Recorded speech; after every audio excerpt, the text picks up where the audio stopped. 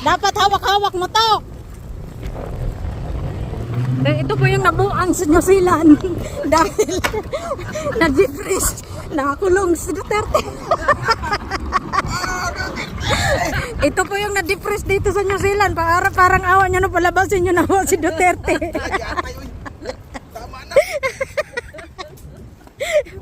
Ganito po ang mangyayari sa mga Pilipino dito sa New Zealand kung hindi nyo palalabasin si Duterte.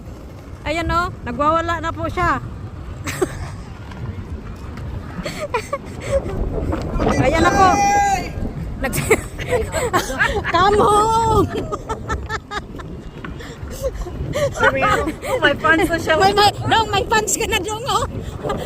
May fans ka na dong.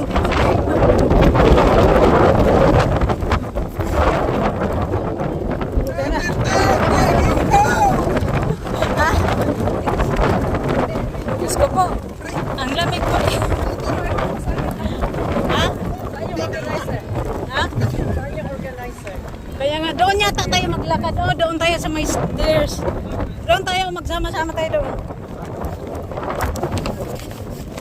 Support tayo kay Pangulong Duterte. Oo, the only president in the Philippines. Pagsak natin ang barangan. Bagsak. Buak.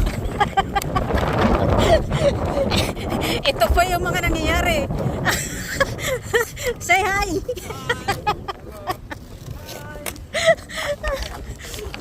Ito ba mga nangyayari dito sa New Zealand? Wawala na po ang mga Pinoy. Habang naglakad ba, nagkikita tayo. Kaya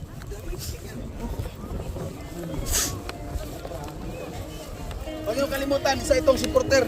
kaya nga Duterte, puro Duterte. Paglaban natin. Ipaglaban.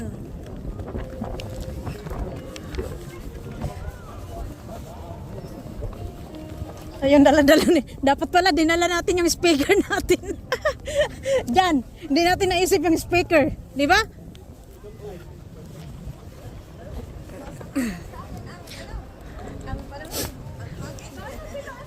Ha?